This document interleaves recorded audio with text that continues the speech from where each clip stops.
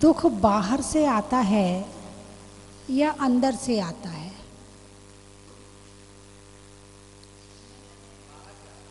दुख बाहर से आता है या अंदर से आता है?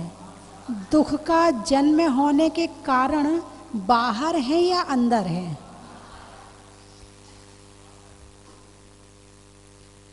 दुख पर से आता है या स्व से आता है? पर से आता है। चलो, ज्ञानी लोग बैठे हैं, इतना तो मालूम है कि दुख बाहर से आता है। इसलिए आचार्य पूज्यपाद स्वामी ने इष्टोपदेश की टीका में, इष्टोपदेश के ग्रंथ में लिखा है कि जो दुख है बाहर से आता है। जब बाहर से आता है तो बाहर की चीज को जानने का प्रयास ही मत करो। जितना जानोगे, अरे बोलिए ना, उतना दुखी रहोगे। अच्छा ये बताओ, आप लोगों को अपनी पत्नी यदि कष्ट में हो, बीमार में हो, तो दुख होता है कि नहीं होता है? अरे बोलिए ना जोर से। नहीं, जिनकी शादी नहीं हुई उनसे नहीं पूछ रही हूँ, जिनकी हो गई है उनसे पूछ रही हूँ। होता है कि नहीं होता है? होता है। आपके पति को यदि कोई कष्ट हो तो आपको कष्ट होता है कि नहीं होता है? होता है। आपकी शादी कितने साल में हुई थी? किसी की 20 में, किसी की 25 में। 30 वाले तो नहीं बैठे यहाँ, है ना? 44 में हुई थी। 44 साल पहले हो गई थी। हाँ, वही मैंने कहा ना, 20-25 साल वाले बैठे हैं। हाँ, तो जब आपकी शादी हुई थी उसके पहले भी तो वो थे यहाँ पर। संबंध तो बाद में हुआ ना, 20-25 साल में हुआ। उसके पहले भी तो वो यहाँ पर थे। तब उनको कभी बीमार होते थे, कभी परेशानी होती थी, कभी कष्ट होता था। तब आपको कष्ट हुआ क्या? नहीं। क्यों नहीं हुआ? क्या बात है, क्योंकि जानते नहीं थे। आचार्य पूज्यपाद स्वामी की बात को यहाँ लाकर बताना चाहती हूँ। क्यों टेंशन नहीं होती थी, क्यों दुख नहीं होता था? क्योंकि जानते नहीं थे। यदि सुखी रहना है तो दुनिया में अनजान बन जाओ। क्या बन जाओ? जितने अनजान उतने सुखी। बच्चे जो हैं कम से कम चीज़ों को जानते हैं और कम से कम लोगों को जानते हैं, इसीलिए सुखी हैं। और जैसे जैसे बड़े होते हैं, जैसे जैसे जानना शुरू होता है, वैसे वैसे दुख बढ़ता जाता है। और जितना जितना जानते जाते हैं, जितना जितना राग और मोह बढ़ता जाता है, उतना उतना बढ़ती उम्र में और दुखी होने लगते हैं। और बुढ़ापे तक जाते जाते दुख से भर जाते हैं या सुख से भर जाते हैं? बुढ़ापे तक जाते जाते लोग सुख से भर जाते हैं या दुख से भर जाते हैं? दुख से भर जाते हैं। बचपन में कुछ नहीं जानते थे, खूब हंसते थे, खूब खेलते थे, कोई चिंता नहीं, कोई टेंशन नहीं। अब जानना शुरू हुआ कि पढ़ाई करने से नौकरी मिलती है, पढ़ाई करने से पैसा की कमाई होती है। जान लिया। क्या जान लिया? कि पढ़ाई करने से पैसा आता है। अब टेंशन किसकी हो गई? पढ़ाई की। क्यों हो गई टेंशन? क्योंकि ये समझ में आ गया कि इससे पैसा आने वाला है, तभी टेंशन हुई ना। वो छोटा सा बच्चा होता है, उसको कोई टेंशन नहीं है, माँ पकड़ पकड़ के बिठाती, वो पढ़ना नहीं चाहता है, माँ स्कूल भेजती है, वो रोता है, मैं नहीं जाऊँगा स्कूल, है। और जब समझ में आ जाता है कि इससे पैसे मिलने वाले हैं और पैसों से बाहर के सुख खरीदे जाते हैं, साधन और सुविधा खरीदी जाती है, सुख मिले ना मिले ये कोई गारंटी नहीं है, खरीदे जा सकते हैं, उसके बाद सुख मिलने की कोई गारंटी नहीं है। फ्रीज किससे आता है? पैसे से।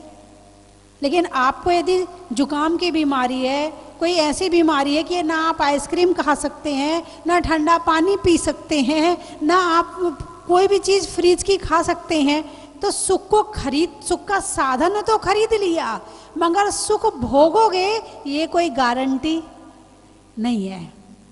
गाड़ी तो खरीद ली, मगर घूमने की शक्ति है ही नहीं है, कहीं जा ही नहीं पाते, बैठ ही नहीं पाते।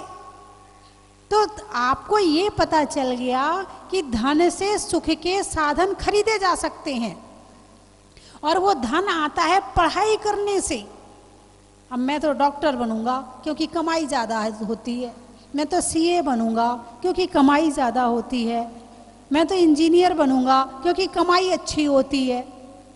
अब वो पढ़ाई करने के लिए तुम्हें कहना नहीं पड़ रहा है, वो रात रात भर बैठ के पढ़ रहा है। और जब नहीं जानता था, जब नहीं जानता था कि पढ़ाई करने से क्या होता है, तब माँ पीट पीट के बिठाती थी तो नहीं बैठता था, चिल्लाता था, रोता था, तड़पता था, मुझे नहीं पढ़ना है, मुझे क्यों परेशान करते हो। अब जान लिया, क्या जान लिया, इसको जान लिया, इसकी कीमत समझ में आ गई, तो किताब में मन लगने लगा। अब मैं यहाँ नहीं पढ़ूंगा क्योंकि यहाँ अच्छी पढ़ाई नहीं, गांव है ना, यहाँ अच्छी पढ़ाई नहीं है, मैं तो कोटा जाऊंगा, मैं तो बेंगलोर जाऊंगा, मैं तो पूना जाऊंगा। अब वो अपनों को छोड़ने के लिए तैयार हो गया। बात समझ में आई कि नहीं आई? किसके लिए? पैसे के लिए। माँ भी सोचती है चल बेटे का जीवन बन जाएगा, बेटा कमाई करेगा तो इसकी ज़िंदगी अच्छे से निकलेगी, कमाई नहीं करेगा तो उसकी ज़िंदगी अच्छे से नहीं निकल पाएगी, इसलिए पढ़ाना भी ज़रूरी है। भगवान महावीर कौन से स्कूल में पढ़े थे? कौन से गुरुकुल में पढ़े थे? कौन से कॉलेज में पढ़े थे? अरे बोलिए ना। किसी भी कॉलेज में नहीं पढ़े, किसी गुरु से शिक्षा नहीं ली, और उनने कोई जॉब करी थी क्या भगवान महावीर ने? नहीं करी थी। अच्छा तो कोई दुकान वुकान चलाई होगी? नहीं। तो कोई फैक्ट्री वैक्ट्री चलाई होगी? वो भी नहीं चलाई। तो क्या उनका जीवन नहीं चला? चला था। कैसे चला था? अरे उनकी व्यवस्था करने तो देवता आते थे। उनका भोजन कहाँ से आता था? स्वर्ग से आता था। उनके कपड़े कहाँ से आते थे? स्वर्ग से आते थे। बाहर से जुड़ने पर खुद प्रयास करके, संघर्ष करके, लड़ के लेना पड़ता है, और आत्मा का पुरुषार्थ करने पर, धर्म का पुरुषार्थ करने पर लोग देने के लिए तैयार खड़े रहते हैं। बात समझ में आई कि नहीं आई? बाहर की वस्तुओं को इकट्ठी करना है तो लड़ना भी पड़ेगा, संघर्ष भी करना पड़ेगा, रोना भी पड़ेगा, टेंशन भी करनी पड़ेगी, भयंकर भयंकर कष्ट हैं। और धर्म पुरुषार्थ करो तो लोग तुम्हें देने के लिए तैयार बैठे हैं। साक्षात तीर्थंकर इस बात का उदाहरण है कि भोगों के साधन कमाने नहीं पड़ते हैं, लोग तैयार लेके खड़े रहते हैं।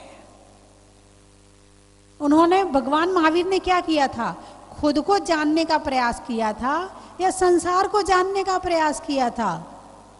खुद को जानने का प्रयास किया था। और आज का इंसान क्या कर रहा है? सारे दिन मोबाइल में क्या करता है? दूसरे को जानने का प्रयास करता है उसमें, या खुद को जानने का प्रयास करता है?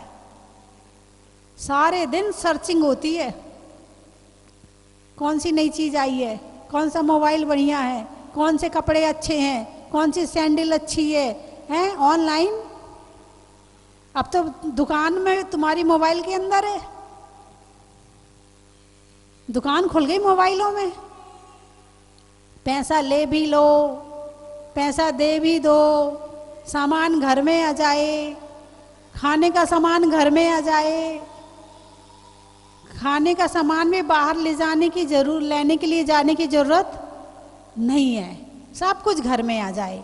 लेकिन वो घर में जो बाहर से सामान आएगा खाने का, खाने वाला सामान है ना, जो बाहर से आएगा वो कितने दिन पुराना होता है? कुछ पता है उसका? बना के मशीन के अंदर रखा होता है ना, वो कितने दिन पुराना होता है? पता नहीं है। तो हमारे यहाँ तो एक परंपरा रही है कि बासी रोटी भी नहीं खाई जाती। बोलिए है कि नहीं है? हमारे यहाँ की महिलाएं पुरुषों को कभी बासी रोटी नहीं खिलाती। मालूम है आपको? ऐसा करते हो कि नहीं करते हो? और जो भोजन वहां से आता है मशीन में से निकल के, वो कितने दिन पहले का बना हुआ है। वो पेट के लिए कितना हानिकारक है पता है आपको? हमारे देश में, हमारे भारत देश में कितने तरह के व्यंजन बनाए जाते हैं, मालूम है कि नहीं मालूम है? वही पिज्जा बर्गर मिला खाने के लिए, जिसमें गाय का मांस पड़ा होता है, सुअर का मांस पड़ा होता है। घर में माँ के हाथ का शुद्ध भोजन पसंद नहीं आता, ये उल्टी सीधी चीजें पसंद आती हैं। अरे क्या करना, रोटी बनाने में भी घंटा भर लग जाएगा, अभी पिज्जा ऑर्डर करो, अभी 5 मिनट में आ जाएगा। इन हाथ पांव को लेकर के इससे काम नहीं करवा रहे हो, इसको लेके क्या मोक्ष जाओगे क्या? ये हाथ पांव तो यहीं रह जाएंगे, कहीं नहीं जाने वाले। इससे जितना काम करवा लोगे बस वो ही तुम्हारे साथ जाएगा। बंधुओं, कितनी गहरी बात कही है आचार्य पूज्यपाद स्वामी ने। यदि आप जितना मोबाइल में कम सर्च करोगे, जितना कम जानोगे, उतना खरीदने का मन नहीं करेगा, क्योंकि जानकारी है ही नहीं है। जिसको मोबाइल नहीं चलाना आता ना, बड़ा सुखी है। और कुछ लोग हैं जो थोड़ा बहुत चला लेते हैं, जो उनके लायक होता है। लायक का मतलब फोन आया तो सुन लिया, करना हुआ तो कर लिया, यूट्यूब में प्रवचन सुन लिए, बस बहुत हो गया। बहुत से लोग केवल इतने ही चलाते होंगे, और क्या जरूरी है, इससे ज़्यादा जरूरी है ही नहीं है। और जो जितना अंदर घुसता है वो उतना खुद से बाहर हो जाता है। जो मोबाइल के अंदर जितना जाता है वो खुद से बाहर हो जाता है। और मोबाइल में नहीं जाके अपने अंदर जाओगे, सुख कहाँ है, बाहर या अंदर? अंदर है। चलो, इतने तो ज्ञानी लोग बैठे हैं, आपको इतना तो पता है कि सुख बाहर नहीं, सुख अंदर है। बाहर सुख का भ्रम है। क्या है भ्रम? जानते हो भ्रम किसे कहते हैं? भ्रम की क्या परिभाषा है? जैसा देखा है वैसा है नहीं है, इसका नाम होता है भ्रम। मिथ्यात्व किसे कहते हैं? न इसमें मिथ्यात्व शब्द को ना तो झूठ शब्द में लिया है और ना सत्य में लिया है। ये भ्रम है, इसका मतलब क्या है? भ्रम है। तो बाहर का सुख दिखता है कि है? दिखता है मगर है नहीं है। जैसे अंधेरा है और कुछ लटक रहा है खिड़की में, रस्सी लटक रही है। अब अंधेरा है, थोड़ा सा उजाला भी है, इतना तो दिख रहा है कि कुछ लटक रहा है, स्पष्ट नहीं दिख रहा कि क्या लटक रहा है। सांप भी हो सकता है। क्या हो सकता है? सांप भी हो सकता है। अब सांप समझ लिया, डर लगेगा नहीं लगेगा? अरे बोलिए ना, हैं? और जब लाइट आ जाएगी फिर पागल, कुछ है ही नहीं, हम तो रस्सी को सांप समझ रहे थे, ऐसे लगेगा ना। और एक वो कौन से कवि की बात है, तुलसीदास की, किसकी बात है कि उनने सांप को रस्सी समझ लिया था और अपनी उससे पकड़ के झूल के और अपनी पत्नी के कमरे में चले गए थे। तुलसीदास जी की बात है ना। वो उन्होंने सांप को रस्सी समझ लिया था। कोई रस्सी को सांप समझ लेता है, इसको कहते भ्रम। जो है वो नजर नहीं आता है, कुछ और नजर आता है, इसका नाम है भ्रम। ऐसे ही संसार में सुख है। बोलिए, हैं? सजने संवरने में सुख है कि नहीं? अच्छे अच्छे कपड़े पहनने में सुख है कि नहीं? सोना चांदी पहनने में सुख है कि नहीं? भ्रम है। क्या है? भ्रम है। जिस दिन आंख खुलेगी, जिस दिन सम्यक दर्शन होगा, जिस दिन सच्चाई पता चलेगी, अरे ये क्या कर रहे थे, किसके लिए सज रहे थे, किसके लिए संवर रहे थे, और किसको सजा रहे थे, जिसको सजाने की जरूरत ही नहीं है, जिसको सजाते सजाते भी बुढ़ापा आ जाता है, ब्यूटी पार्लर में जाते जाते भी शक्ल खराब, उसको सुंदर बना रहे थे। किसको सुंदर बना रहे थे? जिसका स्वभाव ही खराब होना है। हैं? जब कोई ज्यादा सज संवर के आता ना मेरे सामने, कई बार तो मुझे बड़ी दया आती है, सच में दया आती है। कहाँ अपना दिमाग खर्च कर रहा है, कहाँ अपनी आत्मा की एनर्जी खर्च कर रहा है, कहाँ अपने भाव खर्च कर रहा है। जिन भावों से स्वर्ग और मोक्ष की प्राप्ति हो सकती है, उन भावों को कहाँ सजने संवरने में लगा रखा है। एक एक बाल बनाता है, एक बाल आगे होना चाहिए, एक बाल पीछे होना चाहिए, फिर उनको आगे करता है, फिर बार बार पीछे करता है, फिर लटकाता है, फिर ये करता है, फिर वो करता है। मुझे सच में हंसी आती है कई बार, और दया भी आती है कि देखो कहाँ आत्मा की एनर्जी, ये मनुष्य पर्याय, ये मनुष्य भाव, ये कहाँ लग रहा है। ये यदि मनुष्य भाव ज्ञान में लगाया जाए, ज्ञान को बढ़ाने में लगाया जाए, अंदर की शक्तियों को निखारने में लगाया जाए, यही शक्ति यदि ध्यान करने में लगाई जाए तो कितनी उपलब्धि हो जाएगी। जिस दिन ये भ्रम टूटेगा ना, पिछली जिंदगी खो दी है, एक एक क्षण के लिए पछतावा होगा, एक एक क्षण के लिए, कि मैंने अपनी जिंदगी कहाँ खराब कर दी, मैंने क्यों अपने पीछे का समय इतना बेकार कर दिया। और आपको तो क्या आता है, ज्ञान सबको पैदा होते नहीं होता है, धीरे धीरे सीखते सीखते ही होता है, पढ़ते पढ़ते ही होता है, भगवान की वाणी सुनते सुनते ही होता है, एकदम से नहीं हो जाता है। मुझे ही लगता है कि मैं जितना आज समझ रही हूँ, सोच रही हूँ, कर रही हूँ, यदि इतना ज्ञान मुझे 25 साल पहले हो गया होता तो कितना अच्छा लगता। अब तो मैं भगवान से प्रार्थना करती हूँ, होना नहीं होना वो बात की बात है, कि ये जिंदगी अभी जहाँ तक पहुँच गई है, आने वाला भाव वहीं से शुरू हो। ऐसा ना हो कि फिर से काखा गागा 1 2 3 4 1 2 3 4 से शुरू करना पड़े, फिर से सीखना पड़े, फिर ठोकर खानी पड़े, फिर जिंदगी जीना सीखें, फिर अगला भाव जब तक सीखेंगे तब तक फिर अगले भाव में जाना पड़ेगा, फिर वहां शुरू करो, फिर वही। ऐसा कब तक करते रहेंगे? अनंत काल बीत गए। जिंदगी जीना जब तक सीखते हैं तब तक जिंदगी खत्म हो जाती है, तब तक वो जीवन समाप्त हो जाता है जिस शरीर में हम रह रहे हैं। जब तक ज्ञान आता है तब तक शरीर गड़बड़ हो जाता है, जब शरीर ठीक रहता है तो ज्ञान नहीं होता है। आपस में लोग इतनी बहसबाजी करते हैं, इतनी बहसबाजी करते हैं, मैं तो देखती हूँ तो मुझे तो ऐसा लगता है, हे भगवान कितनी एनर्जी वेस्ट कर रहे हैं। इतनी एनर्जी यदि खुद के लिए लगाएं तो पता नहीं कहाँ से कहाँ पहुँच जाएं।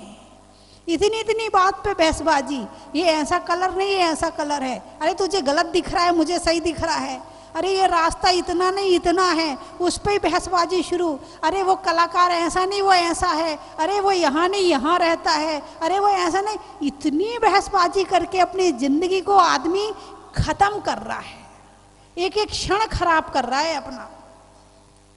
एक एक पल का सदुपयोग कर लें, एक एक सांस का सदुपयोग कर लें। वैसे तो बहुत छोटी सी है जिंदगी, और पंचम काल, वैसे ही बुद्धि खराब, वैसे ही वातावरण खराब, वैसे ही वातावरण ऐसा है कि जहाँ जाने पर होश ही नहीं रहता है। आप यहाँ से निकलने के बाद आपको पता रहेगा, कितना याद रहेगा आपको धर्म। घर में पहुँचने के बाद, घर में घुसने के बाद घर से निकलने का मन नहीं करता। मंदिर भी जाना हो तो कई बार भाव नहीं बनते, मंदिर में जाके प्रवचन सुनते हैं, अरे सही कह रही माता जी, सही कह रही हैं, है ना। मंदिर में लगता सही में आना चाहिए मंदिर और कुछ करना चाहिए, और जैसे घर में घुसते हैं फिर वही टीवी, फिर वही बीवी, फिर वही बच्चे, और फिर वही लड़ाई, वही कलेश, वही डूब जाते उसके अंदर। थोड़ी देर के लिए आंख खुलती है और वापस फिर उसी में लीन हो जाते हैं। तो ऐसी जिंदगी हमने अनंत काल में अनंत बार जी चुके। यदि ज्ञान पूर्वक, जागृत पूर्वक, जागरण के साथ में जो जिंदगी है वो हमने आज तक नहीं जी है, मूर्छा में जी रहे हैं। किस में जी रहे हैं? मूर्छा में। होश ही नहीं है क्या कर रहे हैं और क्या करना है। इसीलिए आचार्य पूज्यपाद स्वामी यहाँ कह रहे हैं, जितना जितना बाहर की वस्तुओं को जानोगे उतने खुद से अनजान हो जाओगे, और जितना खुद को जानोगे उतना बाहर से अनजान हो जाओगे। दुख कहाँ से आता है? बाहर से आता है। ये अगले श्लोक में कहा है, परः परस्ततो दुखा। दुख कहाँ से? आप अच्छा एक काम करना, एक काम कर लोगे ना मेरे कहने से? अरे बोलिए ना। नहीं नहीं, कुछ त्याग नहीं करवा रही, नहीं दान भी नहीं करवा रही वो आपके लिए करवा रही हूँ। एक लिस्ट बनाना, किसी को दिखाना मत, मुझे भी नहीं। एक लिस्ट बनाना कि आपके पास कितने तरह के दुख हैं। हो सकता कि नहीं हो सकता? अच्छा बताओ, दुख दूर करना चाहते हो कि नहीं? दुख दूर करना चाहते हो कि नहीं? कौन कौन चाहता है कि हमारा दुख दूर हो जाए? अच्छे से हाथ उठाओ। ठीक है, चलिए अब आपको बता देते। टीवी में देखने वाले भी हाथ उठा लें। ठीक है, दुख दूर करना है तो सबसे पहले दुखों की जानकारी लेनी पड़ेगी कि दुख क्या है। ठीक है, दुखों की लिस्ट बनाओ। मुझे बच्चों से दुख है, मुझे पति से दुख है, मुझे पत्नी से दुख है, मुझे पड़ोसी से दुख है, मुझे धन की तरफ से दुख है, मुझे मकान की तरफ से दुख है, मुझे दुकान की तरफ से दुख है, मुझे शरीर की तरफ से दुख है, मुझे आँख की तरफ से दुख है, मुझे कान की तरफ से दुख है, मुझे कमर की तरफ से दुख है। मेरे जितने दुख हैं सब एक लिस्ट बना लो। ठीक है, सर्च करना आता ना आपको? खूब मोबाइल में सर्च करते हो ना, अब करो सर्च जो मैं कह रही हूँ। यदि मेरे कहने से सर्च कर लोगे तो आपके दुख वास्तव में थोड़े थोड़े तो दूर हो ही जाएंगे, पूरे तो देखो गारंटी है कि नहीं होने वाले। घर में रह के तो होने वाले हैं ही नहीं है। काजल की कोठरी में कैसो भी सयान हो जाए, एक दाग लागे तो लागे जरूर है। यानी काजल की कोठरी में बैठे हो और सोचो कि एक भी टच ना करे मुझे, एक भी दाग ना लगे, तो संभव नहीं है। घर में रह कर के दुख सारे चले जाएं, पॉसिबल है ही नहीं है।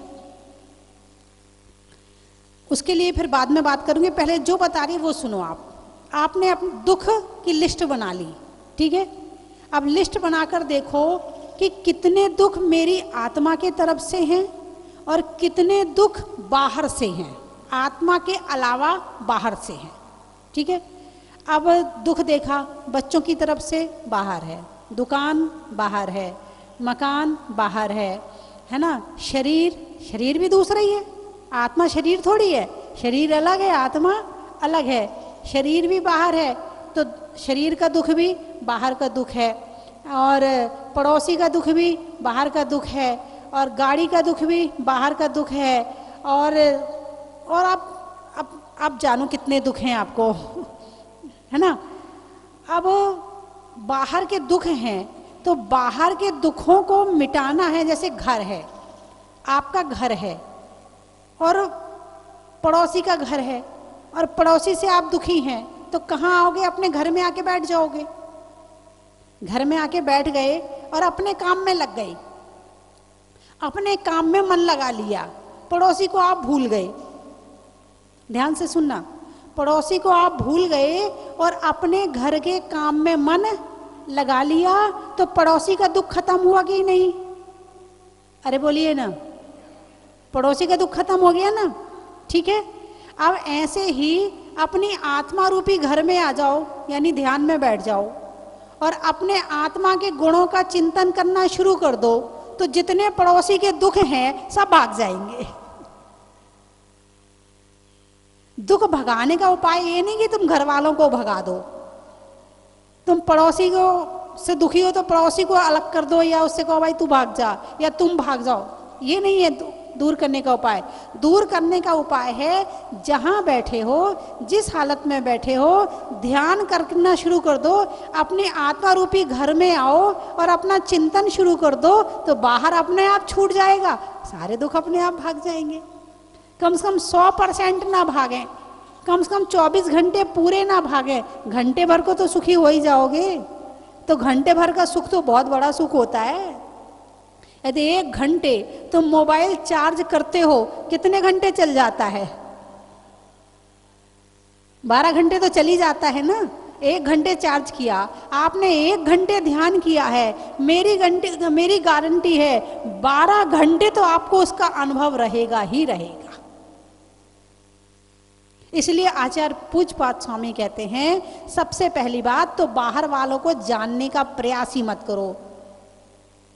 फिर बाहर वालों में कौन कौन, उसमें परिवार भी आ गया। जितना जानोगे, जितना पीछे पड़ोगे, उतना दुखी रहोगे, और जितने खुद में मस्त हो जाओगे, तू जान तेरा काम जान, उतने सुखी हो जाओगे। ठीक है ना? समय हो गया है, थोड़ा सुख मिला, थोड़ा सुख मिला, मिला अभी तो मिल गया, सुख का रास्ता मिला, है ना? तो बंधुओं, आप सब लोग बड़ी दूर दूर से आए, महत्व भी सुनना है, सुना दूं? चलिए महत्व सुना देती हूँ। भोजन में भात का, तत्वों में सात का, तीर्थंकरों में मुनि सुब्रत नाथ का, पंखा में झलने का, बच्चों में पलने का, भगवान के जमीन से निकलने का, हिंदी में मात्रा का, स्कूल में छात्रा का, आज आपकी जहाजपुर की यात्रा का, आम की बौर का, नेता के दौर का, और आने वालों में इंदौर का। और कहाँ से आए? दीमापुर।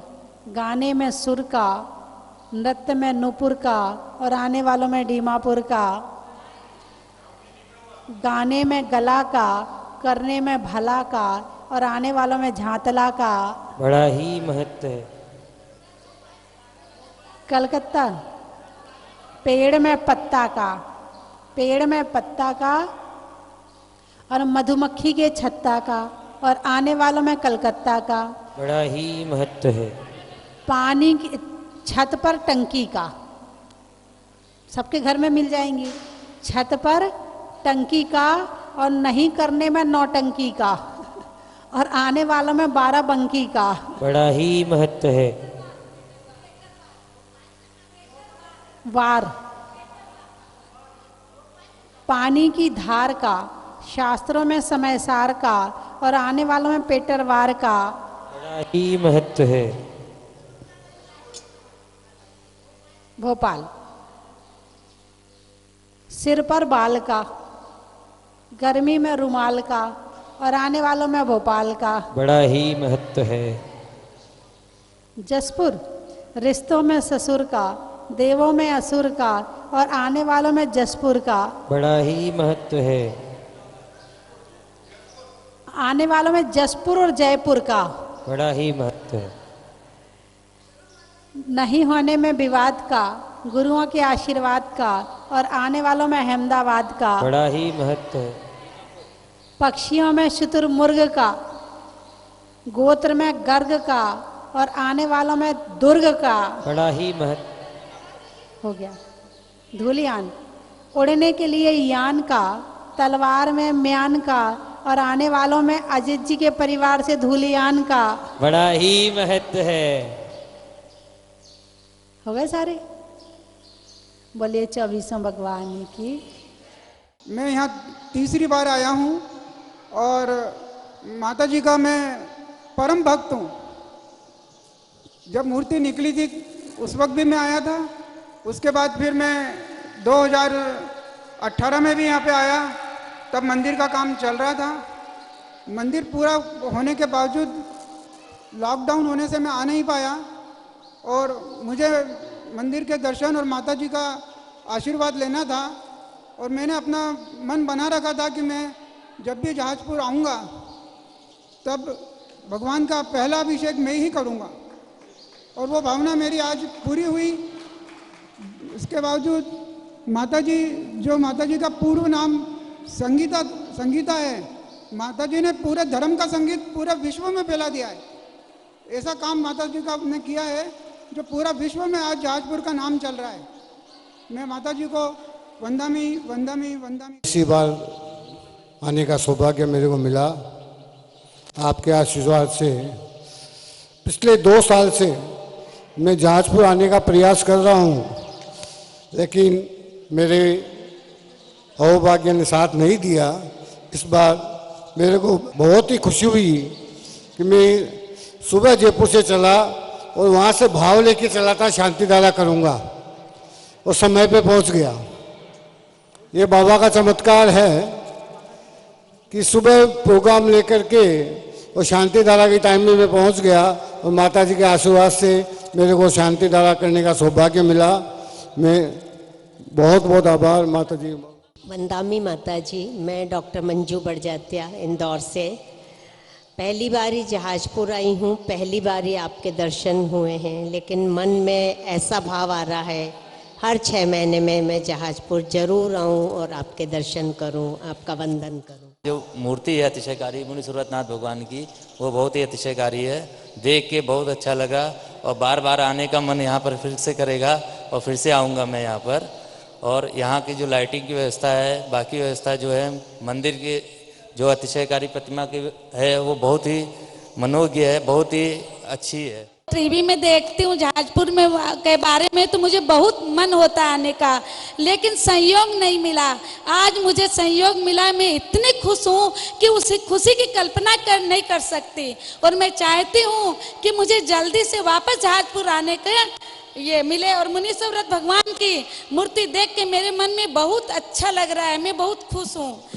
और इतना अच्छा मंदिर बना है, मैं चाहती हूँ जो नहीं देखे वो लोग आए और जहाजपुर के दर्शन करके अपने जीवन को धन्य बनाएं।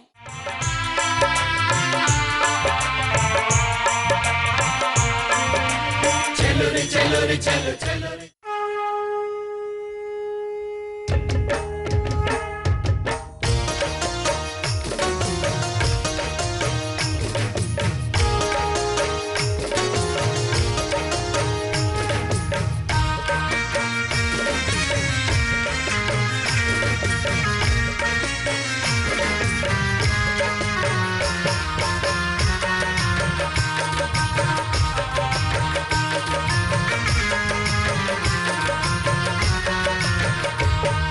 कंचन की थाल को सजाओ रे आज, रत्नों की थाल को भर लाओ रे आज।